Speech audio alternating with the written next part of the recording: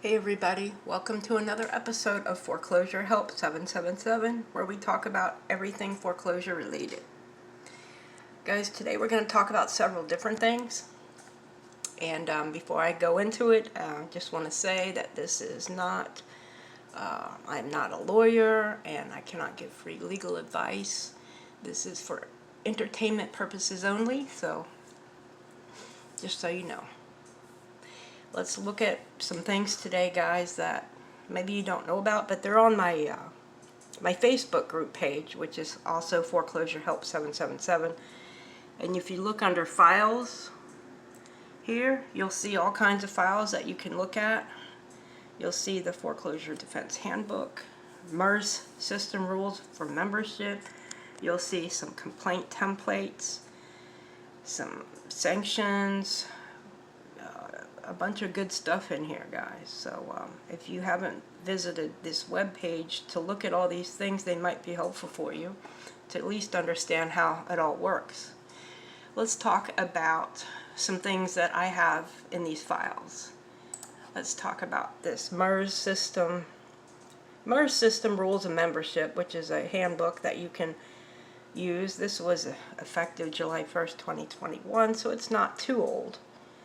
You have your membership, registration on the MERS system, obligations of MERS entities, rules and procedures, fees and costs, something that was omitted, disciplinary actions, foreclosure and bankruptcy, information, ownership and use, miscellaneous services, warranties, indemnification, notification, and other obligations, and a glossary. So this is real helpful, guys. If you have MERS and your mortgage and you want to find out more about MERS, this is pretty good information to know. So that's one of the things you can look at on my page. The other thing I wanted to show you was this Foreclosure Defense Handbook by Vince Kahn. This is a little bit older, but it's still got really good information, guys. Good information for us warriors anyway. Look at this table of contents, how to use this book, understanding the securitization process. Again, it gets into all these things like the pooling and servicing agreement and the real parties of interest, investors and shareholders explain, conclusion, blah blah blah. And then it talks about how the bubble burst in 2008 and 9, bank fraud exposed, and all this other stuff, guys. We all have been arguing all this stuff for years, but it still is good information to know. Another good book to read, which is also on my page, is called Asset Securitization, Comptroller's Handbook, and it's dated 1997. But it's got a lot of good information on it, such as securitization, parties in the securitization. Let's take a look at page 8, because that's where it all gets interesting. Page 8. And page 8. Here we go. Alright, on page 8 it says Exhibit 1, Parties Involved in Structuring Asset-Backed Securities. It says the borrower is the first. As you can see at the top here, borrower, you see that? The borrower is responsible for payment on the underlying loans and therefore the ultimate performance of the asset-backed security. Because borrowers often do not realize that their loans have been sold, the originating bank is often able to maintain a customer relationship. Now read that again, because to me that sounds very deceiving.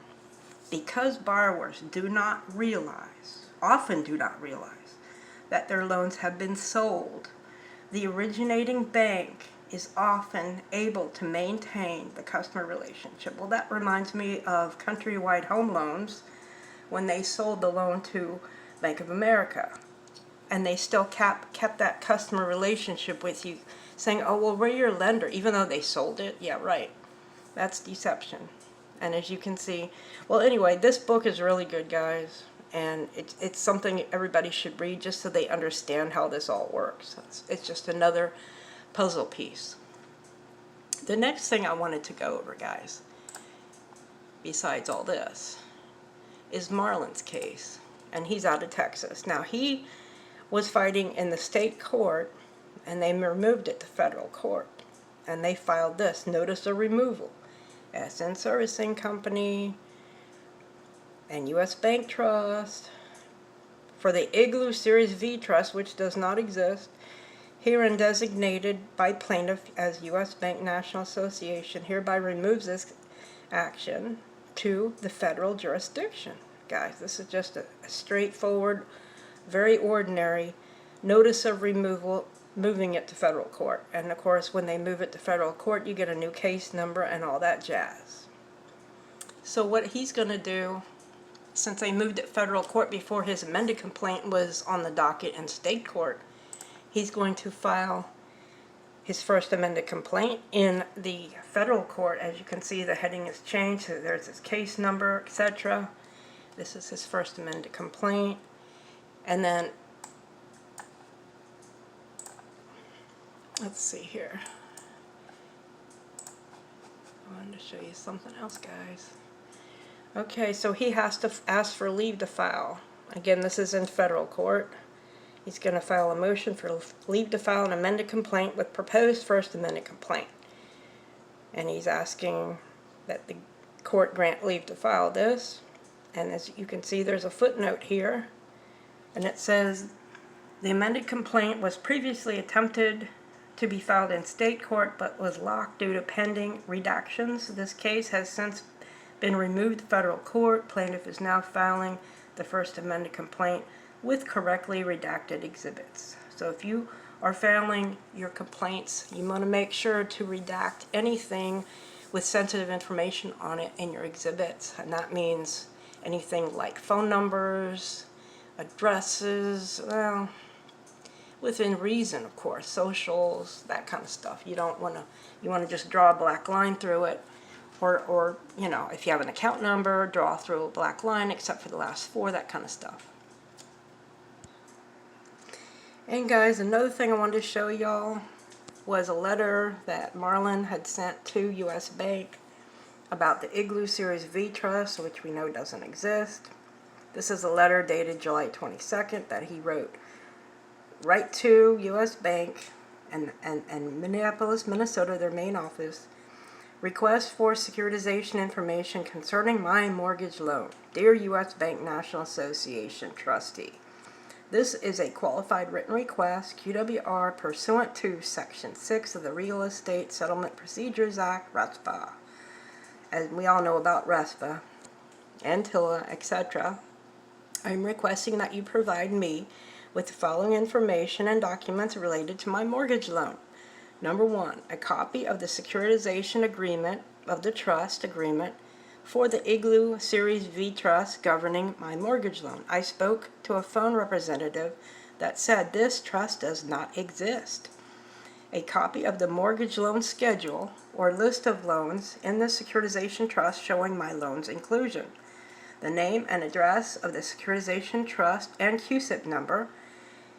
Any and all assignments or transfers of my mortgage loan to the securitization trust. Proof of ownership or possession of my original note and mortgage or deed of trust, the name and contact information of the custodian or servicer for the securitization trust, the name and address of the registered agent that will accept personal process service. Please provide the requested information and documents within 30 days from the date of this letter as required by RESPA and TILA. Sincerely, Marlon Lewis. Guys, this is a good letter. If anybody needs to see a copy or a template of this, just send me an email request and I'll be happy to give that to you.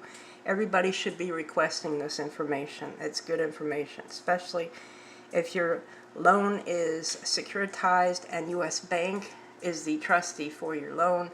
You should bombard them with these kinds of requests because honestly, I don't think U.S. Bank has anything to do with it. They hide behind U.S. Bank, but I don't really think they have anything to do with it because he'll get back a letter from U.S. Bank saying, we have no idea who you are or what you're talking about. If you have a question, you need to contact your servicer, not us. Well, too bad, so sad. He's already included U.S. Bank in his lawsuit. So we'll have to see what happens with this, guys. Anyway, I hope everybody's doing good, and if you have questions about anything, you can send me an email to my Gmail account. It's foreclosurehelp777@gmail.com. Thank you for subscribing, and I hope everybody has a blessed day. God bless.